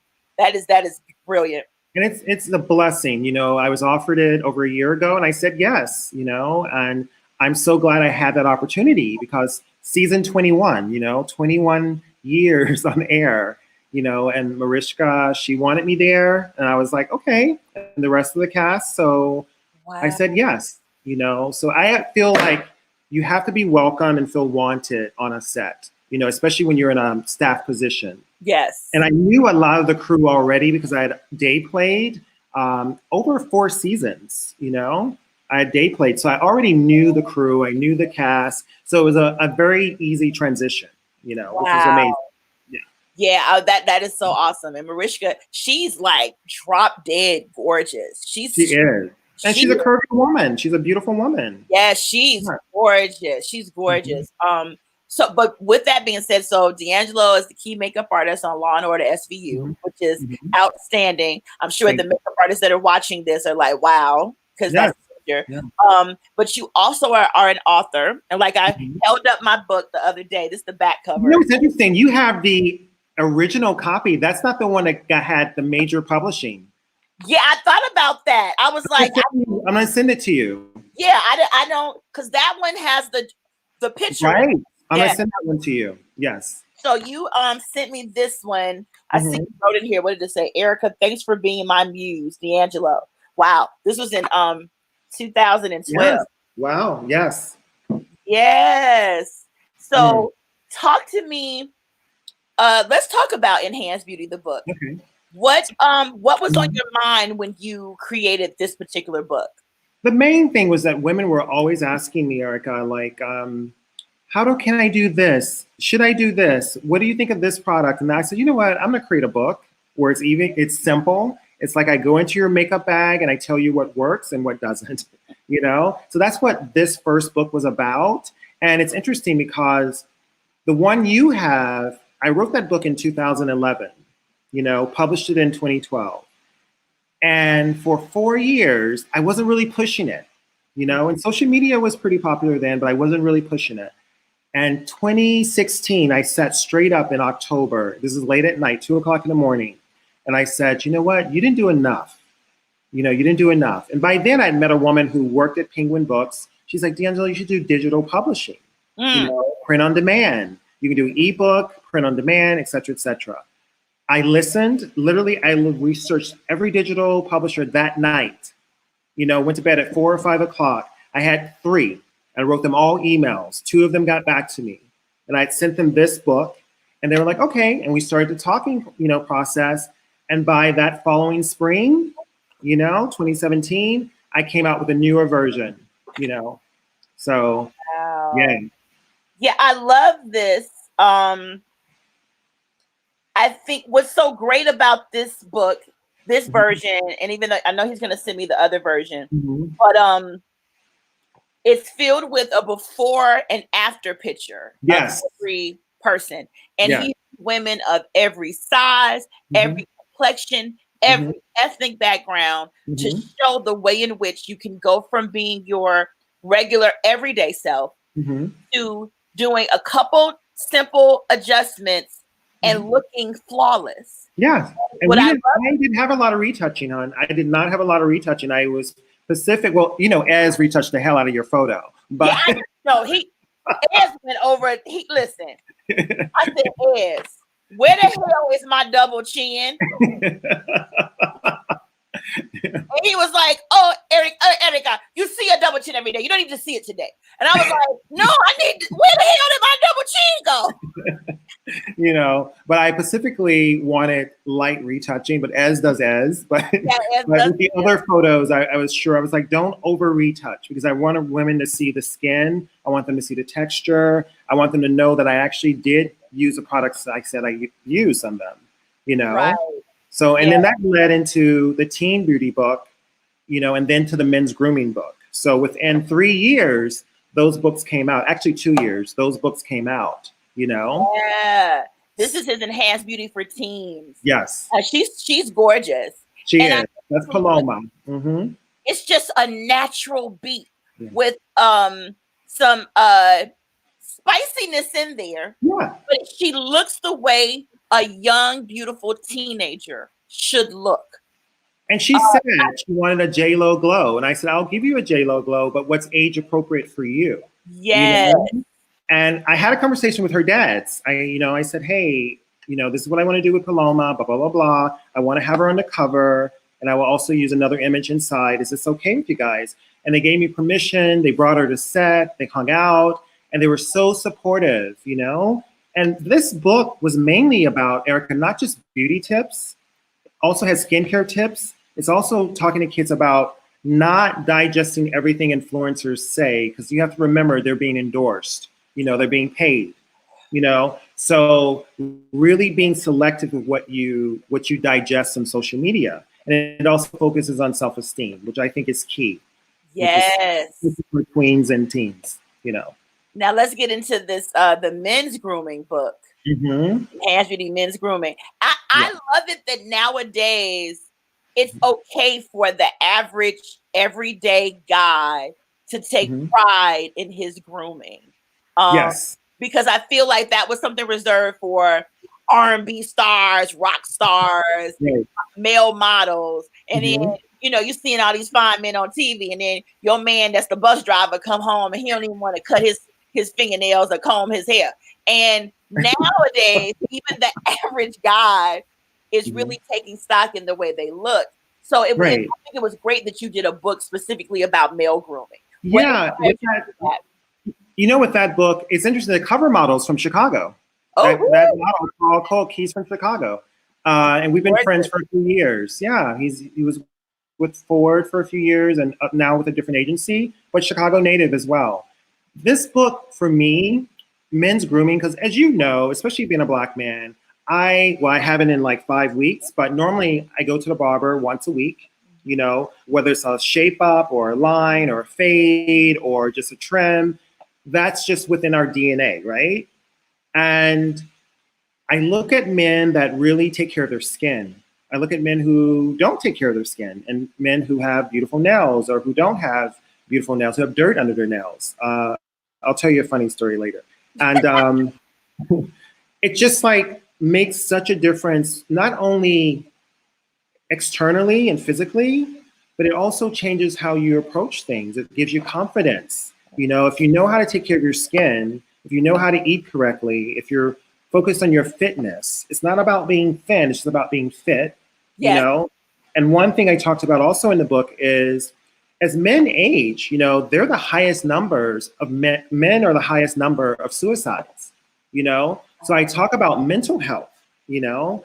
So when people read that little 100-page book, there's some heavy stuff in there. And I'm talking about from teenage years to middle age to getting older, and the things you need to do to stay well, you know? Right. So, oh, that is awesome, D'Angelo. I love it. I mean, what I love about the book is that it's not necessarily pocket size, but you know, because I can carry this around with me to be a guide. That's the intention. I wanted something you can take. Right? Yeah. Yeah. You also did Q&As in the book where you asked us questions. I want to read a little bit of what you said in my section. You said, often you find plus size women overuse makeup. The makeup can be drag-like, and trust me, I've worked for various plus size catalogs over the past few years. My main objective with all women is to bring out their natural beauty, enhance it, and not hide their beauty through layers of makeup. And yes, I find that it is true with fuller sized women. That's why I stopped doing all the wigs and all the pomp and circumstance. I felt like, what am I hiding? And I learned from you that you were like, Erica, just wear your hair, wear you, work with what you have, and let's make that beautiful. Not to shade enhancements. We love beauty and enhancement. Yeah, we all do. All do, yes. But I really did learn from you that less is more, and that it really is. Yes. And when you taught me, because I was like, I can't afford a makeup artist, and when I'm places, I don't know what to do. And you gave me a simple look that could go from daytime to night. Auditions. What to buy, what to put on. You taught me the importance of a bronzer and some things that can just bring out that natural glow. And I remember that when I am going someplace, especially if I'm going to be on TV and I need to look good, less is more. The less I'll have on, the more people will be like, oh my God, you look so pretty. And I'm like, all I have on is a little gloss and some mascara and some concealer and a little bronzer. And I'm but think about it. All the shows, like some of the shows that Sylvia mentioned that she worked on, the show that I work on, and other shows I've worked on, there's not a lot of makeup. Yeah. They're just polished versions of themselves. And then maybe the lead character, let's say number 1 and number 2 or 3, may be more polished, but they still are more natural. It's not about a heavy beat, because they're not going to give you that time in the hair and makeup room, number 1. Yes. You got 30 minutes in hair and 30 minutes in the makeup, and bye-bye, go to set. So how do you feel though about these eyelashes these girls are wearing? I think all enhancements are beautiful. I learned how to do lash extensions. I did, but I laugh now. That's one thing is an extension, but when you like, hi, D'Angelo, how are you? It's like, it's got eyes. It's mixing red carpet, black tie with every day. You don't need a black tie face or red carpet face for every day. I love an accentuated lash for red carpet. I love an accentuated lash for a wedding, but not necessarily for every day. And I think that's the issue. And the thing now, the lash extensions, people can't get to the salon now. So I'm sure they're bald-headed at home, And that's the reason I stopped. I learned. I got certified in everything to do lash extensions. But I remember thinking, I had 10 girlfriends come over. I said, hey, give me like 3 hours or 90 minutes, I think it was, 45 minutes each to do each lash, And I was like, 10 friends, come over, I'll do your lashes for free, because I was already certified. I did it, because it's a word of mouth. And it got to a point, Erica, where one friend was calling me every other day, oh, a lash fell out, a lash fell out. I was like, if this is one person out of 10, so that's 10%. So that means 10% of my new client base are going to be calling me with the same issues. Yeah. And I was like, because of how our lashes grow, there's 3 levels. There's, the baby level, the mid level, and then the adult level of your lash. They fall out every night. They fall out every night. So if you don't get that right lash, guess what? Your lashes are going to fall out. And you have to be careful of the type of glues you use. A lot of salons, especially in the inner cities, they use surgical glue. They use bonding glue. You have to be really careful. Really careful. Surgical glue. Yeah. I've had conversations on set. I'm like, what is on your lashes? And they tell me, and I'm like, do you realize your lashes aren't breathing? Your natural lash can't even fall out. So you can easily get a sty, you can get an eye infection. There's a lot of things that could happen. And people don't understand that you have to be able to clean your face thoroughly. Yeah. Yeah. So yeah, it's interesting. It's interesting. Oh my God. Wait, we have some messages here for you. Hi guys. I just ordered enhanced beauty teen for my daughter. Oh, thank you, sweetheart. That's my friend Tina, and you know what? This is so interesting. So, thank you, Tina. Dramatic picture of me. That was done years ago when Tina's daughter was very young. And when she saw that picture of me, she told her mother I looked like Violet from The Incredibles. I remember you telling me this story. So I told the story in my one-woman show. That is so crazy. So that's actually Tina, whose daughter, Kari. And it's always, I forget, I tell my stories all the time. And it was very... when Tina called me to tell me that her daughter saw my picture and said I was beautiful, that really did change the way I saw myself. But it's so interesting that the picture you created the makeup for is what inspired the story in my one-woman show about me looking like a superhero. And then that's what my whole show is about. Wow. Yes. So I just thought about that. That's crazy. So yeah, thank you, Tina. Thank you. Somebody else here says, my wife just booked you for her Oscar night, good sir. Hey, David. How are you? Hey. That's my friend in Canada. Yes, he's a sound guy in film and television. And his wife she used to work in film and television as well. Bring it on, David. Let's see. Somebody else here. Love the magic of a D'Angelo beauty transformation. Baby, it is a transformation, honey. Thank you, James. That is awesome. Give my love to New York. Give my love to New York. Yeah. D'Angelo, you look amazing. A true hustler, a true professional, and a true friend and brother. Yay. Love you. Yeah. Love you. So, D'Angelo, before I let you go and get out of here, one of my tests to see if a makeup artist has good energy or not.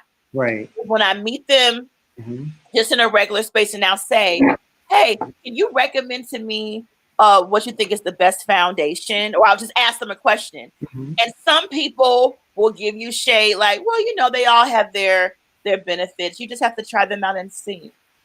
Versus a person is like, you know what? For your skin and your complexion, and I see you're a combination of this and this, I think you should go in this direction. Chanel would be great for you. Or go to Walgreens, honey, and get you a pause and a beat down. And then sometimes we'll even say, and as a matter of fact, let me write a list for you of 3 that I think would be great for you at 3 different points. That's the makeup artist you are. I've seen you end up giving a whole fucking masterclass to a random stranger. Ask you a question. But then there's those shady makeup artists that just in general in passing won't even let you know what's a good damn lipstick to buy.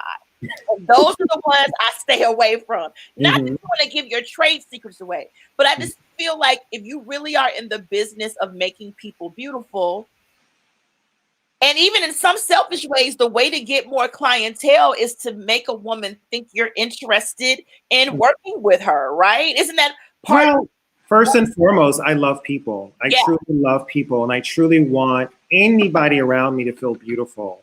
Yeah. And whether they take that as being genuine or not, that's their thing, but that's just where I come from. So what is it to take 3 or 5 minutes and share something that I know? You know, to answer your question, my favorite foundations now. Yes, that's what I want to know. I love the Fenty. I love the Fenty Pump. I think those are great. I think a lot of times though you have to mix them. Sometimes you just can't go straight color. You kind of have to have maybe 1 or 2 and mix them to get your true color. I went with a friend, Tisa Howard, who's a makeup artist. We went to Sephora months ago and we were looking for a Fenty for her. And we found that we needed to mix 1 or 2 colors to get the right one. NARS, the NARS Stick Foundation, Narcissus, amazing. Ooh. And especially if you want to move quickly on set, Narcissus, their sticks are amazing, you know. And if depending on your budget, Black Opal, honey, Black Opal. Yes. Yeah. You know. I think, do you remember one time you and I were going to do a beauty event together for the everyday girls, specifically plus size women? And we did one in Chicago. Yeah, we need, now I really have the following. Right. You had the following, but we were pulling in wanting plus size women in particular to come, so they can learn about everyday stuff. And I really, once this is all over and we feel comfortable, and when you can come home, we really have to do it. Yes. Actually, one of my friends, my friend Teslin is a pretty well-known plus size. Gorgeous, yeah. Oh, you seen Teslin before? I follow her on IG. Yes. Okay, wow. So I promised, without your permission. I actually promised Teslin if she ever went to New York, I would basically ask you and Ez to shoot her and do something for her, because I feel Teslin is drop dead gorgeous, but I think we always play her so safe and sweet and cute.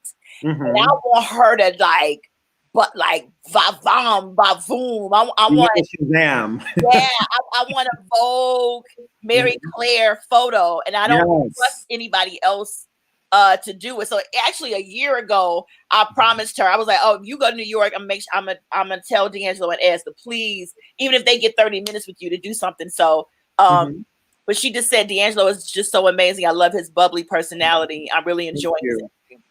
Thank you, Tessa. You know what's interesting? I'm the fashion beauty editor at large for Solivity.com. Oh, yeah. And we can do, you know, editorial content. We can do editorial fashion content. So there's a way to even do a whole story and actually have it in a magazine. So, yes. Okay, you hear that, Teslin? Don't say, now you owe me. Don't say I ain't never do nothing for you. I love that. Well, D'Angelo, I so enjoy being your friend first and foremost. You're such a light. I've learned a lot from you just about positivity and staying true to who you are and speaking positive things into existence. Yes. And I've never met anybody with the temperament you have. Somebody can be raging mad and crazy and losing it, and you are so centered and calm to the fact that it's like you blow some dust in their eye and make them come.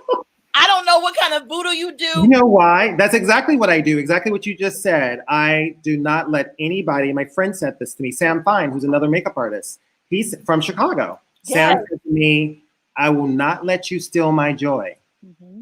So whoever comes into that room, you can come into that makeup room rattled, but you're not going to rattle me. Right. You know, I'm going to stay calm, cool, and collected. And if I have an issue, I'll go talk to a person. You know this. I'll pull somebody aside, have a conversation, eye to eye. No anger, no attitude, no snapping of my neck, none of that. But just letting them know what the deal is. Yeah. You know, communication. That's it. Wow. You know? Well, I love that about you, and I think that's big part of the reason. In addition to your just sheer brilliance and talent, one reason why so many people love working with you is because you are really a good person, and you bring that genuine energy to every project that you're a part of. I've seen it firsthand for myself. So now I got to tune in Law Order SVU so I can see your makeup work. Did you say SUV? SVU. SVU, Special Victims Unit. See, I'm thinking about the new car I want. I don't want to do a new little SUV. Hey, okay. But when all this is over. Yeah, I so appreciate you for being such just a kind person, Thank and your talent speaks for itself. You are Thank an you. amazing. Your makeup work is next level, and I love that when you want to, you can get hood and ghetto with it too. You can do an over the top glamour. I can, girl, please. I remember a client saying to me once, "Oh, you don't do this kind of makeup," and I just looked at him. I'm like, "Don't speak for me. You don't know what I can do. You don't know what I can do. I know what I can do." Right. So I know that if I need to go there and get super dramatic, avant-garde, special effects, whatever I think I need, because I know the tricks. I've taken the classes. I went to a performing arts high school. I learned special effects in high school. Wow. I learned makeup in high school, theatrical makeup. Yeah. And I just took that, not knowing that it would be a career. Yeah. I didn't know that then. I went into fashion, and that friend Sonia, that lipstick, her mom, Carmen, that friend said to me, because I needed money for school, she goes, "Why don't you do makeup for a living?" I'm like, "They won't hire me. I'm a guy." But one thing about that Chicago hustle is that we go, "Okay, let me give it a try. I'm going to jump in," And I was hired that same day when I got the interview. And I was at Fashion Fair at Abraham and Straus in downtown Brooklyn. Wow. Yes. Wow. And I give downtown Brooklyn and all those Caribbean women and African women that would not sit in my chair because I was a man. Yes. I won them over. And by the time I left, where's that boy D'Angelo? Yeah. I want some Vantex, You remember Vantex? For the lip. No, honey, for the face. Vantex. Wait. That bleaching cream. Yes. They would buy 60 jars. 60 and 100 jars. Yeah. Send it to their family back home. Yes. Wow. Yeah. Yeah. So that color you have on is similar to chocolate raspberry in Fashion Fair. Yeah. So back in the day. Yeah. Okay. Yes. My favorite lip color is Wet n Wild 521. Oh, I gotta see that one. Okay. It's the color of every black girl on the south side of Chicago wore in the 90s. That it's similar to this, but not. It's a little bright. Lighter. Yeah. Okay. Wet n Wild 521. Now it has a name. It's called Cherry Picking. And I've been saying I need to reach out to Wet n Wild and have some or me work with them because they I love the expensive makeup, but every now and then, baby, that Wet n Wild from Walgreens, honey, it looks good on a lip. I enjoy it. I mean, don't sleep on inexpensive brands. Number one, they have the money to do the research. Number two, the pigments can be really strong. Sometimes when I can't say afford, I can, but a MAC or a Bobbi Brown, I'll go look for, what's that brand called? Milani, in the drugstore. And their pigments are beautiful. So don't sleep on, hair drugstore colors because they actually, a lot of them are brilliant. Wow. Brilliant. Yes. So D'Angelo, before we go, what's next for you? What are you up to? Trying to figure out when this damn quarantine is over. Truthfully, what I've been doing, and I think I told you this privately, is that I'm taking classes. I'm taking online courses and just upping my game, learning social media marketing, learning all, emotional intelligence, all the things that I want to use with my writing. Because I write, and I have 2 books coming out, that are not even focused on beauty. They're focused on gratitude.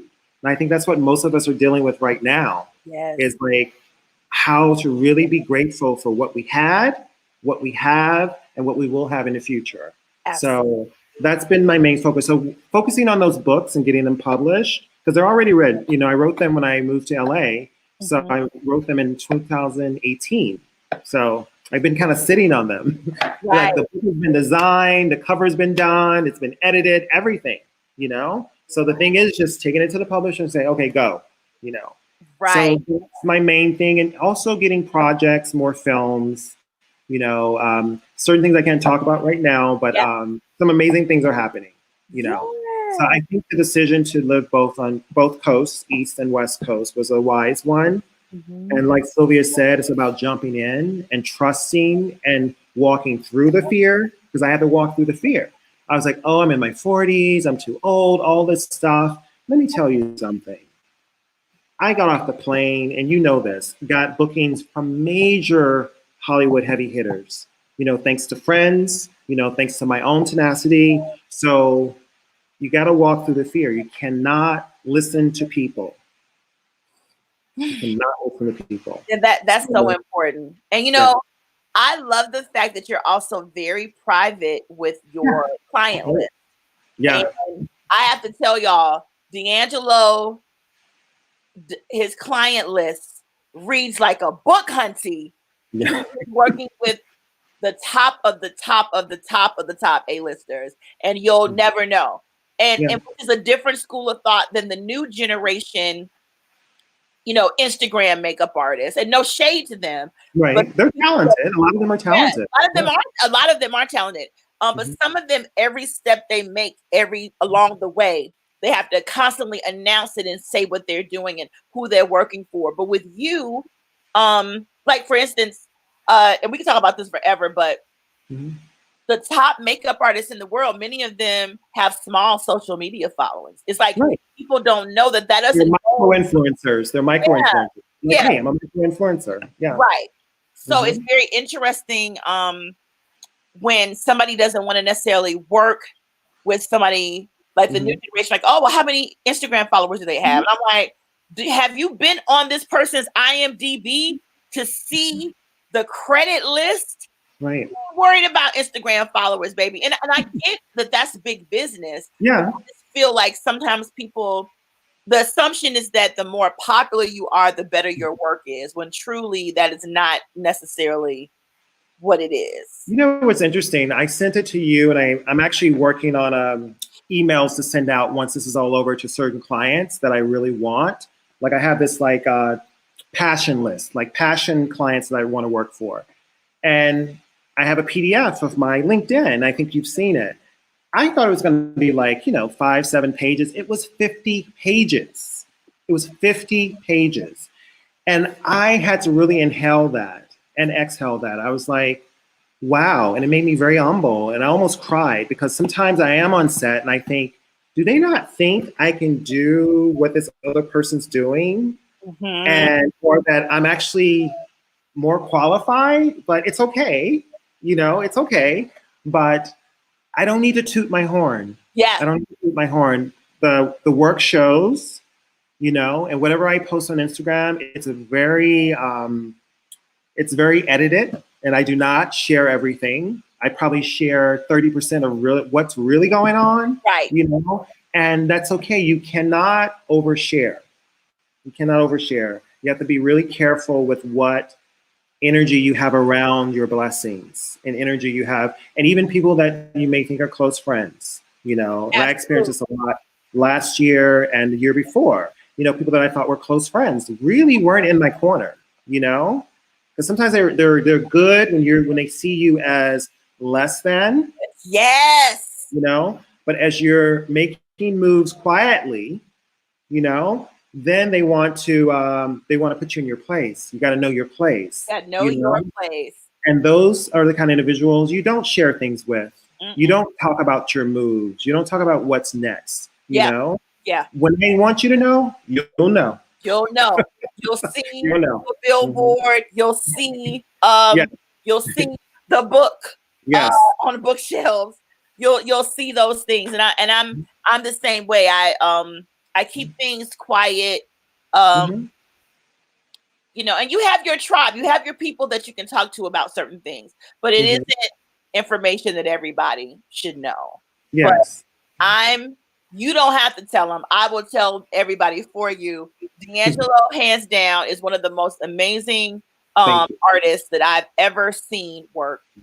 Even if you didn't know who he was, you've seen his work everywhere, and I will forever sing his praises. And if you get a chance to ever be blessed enough to sit in a D'Angelo chair, the transformation that happens, baby, will really have you feeling yourself. Like you will be walking around, honey, like your shit do not stink.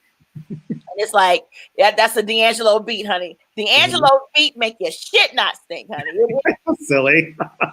A D'Angelo beat will change your life. So I'm so happy to call you friend, and I can't wait till the next red carpet or something that's important. And I do also want to say, and I don't know if I should or not, because I don't want everybody running to you. But when I was in New York and at my brokest, when I didn't have a dime to my name, but had to go on that red carpet, D'Angelo called me and did my makeup for me and gave it to me as a gift. I had no money. I didn't even have enough money really to get to the studio to meet him. And here I am in this major film with no money. And I was, and so I thank God for you for blessing me in that way and being so Thank you. You're welcome. Artists at your level don't have to do that. And then I get there and I was like the most beautiful woman there that everybody's asking me, oh my God, who did your makeup? And then when the little model girls asked, and I was like, oh, well, D'Angelo Thompson, they're looking at me like, that bitch must have money down. D'Angelo Thompson. You're so silly. You're so silly. Like, yes, you know, and he's my makeup artist, you know, and it's like it's especially in New York, having an artist at your level and being able to tell people, oh yeah, my makeup artist D'Angelo Thompson. They're always looking at me like, is she lying? Because she's lying, but it's like, no, it really. But they don't. Look, we've all been there. We all had our ups and downs as artists, you know. But when I see people with potential, I'm gonna raise them up. I'm going to make sure they look their very best because I want you to get that next film. I want you to get that next project, whether you hire me or not. It's not about that. Right. It's about seeing more of us, you know, and it's about lifting people up. There are people that I've done that for who were not as humble and did it in a very different way. But then there were people like you and many others that understand and they pay it forward. And I know you pay it forward. I've seen you do it. That's all I want you to do is pay it forward. Thank you. Thank you, D'Angelo. Well, I love you. I'm excited to see what happens next for you. And we will, I meant to upload the last picture you and I took together. What was that, about 2 months ago when you were home in Chicago and we met, we had you introduced me to that damn pizza. It was so good. We had I'm still thinking about it. We had some Lou Malnati's pizza. Oh, we tore that pizza up. But we got salad to go with it. We did. The salad was so bacon on it, but we had salad. You eat meat. Okay. Well, I had salad with. You so shady. You like, oh, Erica, like take the rest of this home. And I'm like, he knows I don't need to be taking this pizza home. No, I enjoyed it. I kept it. I enjoyed it. It was so good. Yeah, that was good. That was fun. But I meant to that picture of us together at the hotel the guy took for us is one of my favorite recent pictures of me. Like my hair was great. But what your outfit, everything. You look great. I look so good. I was like, so I meant to put it up today, but I forgot to download it. But thank you, D'Angelo. Thank you.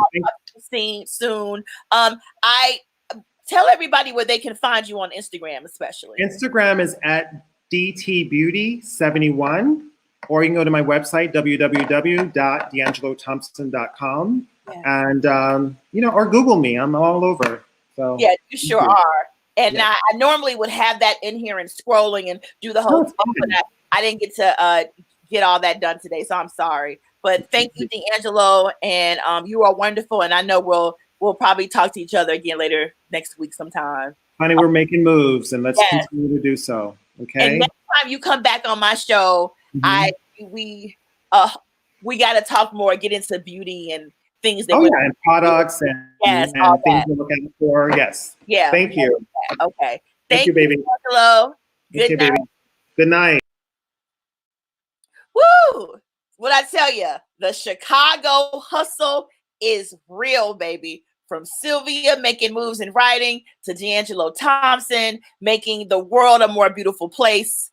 There's something about the Chicago spirit that just makes you get up and go and make your presence known no matter what room you walk into. I feel sorry for those of y'all that weren't born in Chicago. I'm so sorry. But don't worry. You got to be born in it. You can't join it. That's actually a song from the Church of God in Christ. I still got my sanctified stuff going on, huh? You can't join it. You got to be born in it. The Church of Jesus, Church of God in Christ, whatever, however it goes. It's the same as for Chicago. You can't join it. You got to be born in it. The true Chi-Town hustler spirit is something that's deep inside you. You either got it or you don't. So thank you very much to D'Angelo and Sylvia for coming on my show today and talking about their careers. I hope they inspired you. I've definitely been inspired. Please, if you enjoyed the show today, make sure you pass it on to some friends. You know, I have raunchy stuff on. I got some nasty stuff on, but every now and then I like just bringing on beautiful people with beautiful stories that can enhance all of our lives, enhance our beauty, so to speak. Make sure you all subscribe to my YouTube channel. Tell your friends, tell everybody about it, and continue to support me. I've been having a ball. Don't forget, share the link for this show on Facebook. Make sure you hashtag Nick and Bella, and also hashtag Nightcap with Erica for an opportunity to win some jewelry. And I'll make sure the company sends it to you. And also don't forget, y'all, support this girl, Creative Click Cocktails. You know, in time tomorrow. As a matter of fact, reach out to her in time for tomorrow so she can come deliver you some for my Saturday night show. Y'all, tomorrow night, Saturday, is going to be off the chain. I got director Carl Seaton that directs major television shows. He's also from Chicago. I got the beautiful plus model, Rosie Mercado, who lost 240 pounds. I have another beautiful Chicago-based plus model, Asia Clark. Asia Clark also had weight loss surgery and has lost about 150 pounds. I'm going to talk to both of those women about the way in which the weight loss has transformed their careers and their personal lives, especially their sex lives. And then I got a major announcement tomorrow on my show. And all I'm going to say is that it involves sneaky pussy. Don't ask no questions. Tune in tomorrow. Sneaky pussy. Okay? And you will be blessed by some sneaky pussy. On Sunday, my show is all about oral pleasure. We're talking about oral hygiene and ways in which your sexuality is affected by what's in that mouth, yours. We're going to talk to two dentists, Dr. Bowden and Dr. Foster, about mouth care. Oral care. We're going to also talk to a wonderful sexpert, Ashley Cobb, about oral sex. She is like the blowjob coach. Okay. You actually can book a session with her, and you and your man will be on camera with her, and she will coach you while you suck a dick. Woohoo! That's probably why I keep getting banned from Facebook. All these bitches sucking dick on my show. But sucking dick is important. Then also on Sunday, we've got Damona Hoffman, who is a certified dating and relationship coach. And she is the bomb. If you remember a show that was on TV like about 2 years ago called Black Love, she created that show and she was the host of it and the main relationship expert. And she's going to be on my show on Sunday talking about communication and how oral communication is so important to relationships. So Sunday is all about oral, sucking dick, getting your teeth together, and talking. The three most important things in the world. With that being said, I love y'all. Hope you have fun today. I'm also going to cut my shows down. I got to get them down to an hour, but the information is just so good and juicy that I never want to stop interviewing everybody. And it's like, I got to work on that though, y'all. I really got to work on that. With that being said, I'll see y'all later. Subscribe to my YouTube channel and spread the word. I love you all. Hey, it's Erica from the South Side of the Chi, and I just completed the 2020 census. If you're not counted in, you'll be counted out. And I don't know about you, baby, but I want to be in, not out. What are you waiting for? Take the census. Go to 2020census.gov.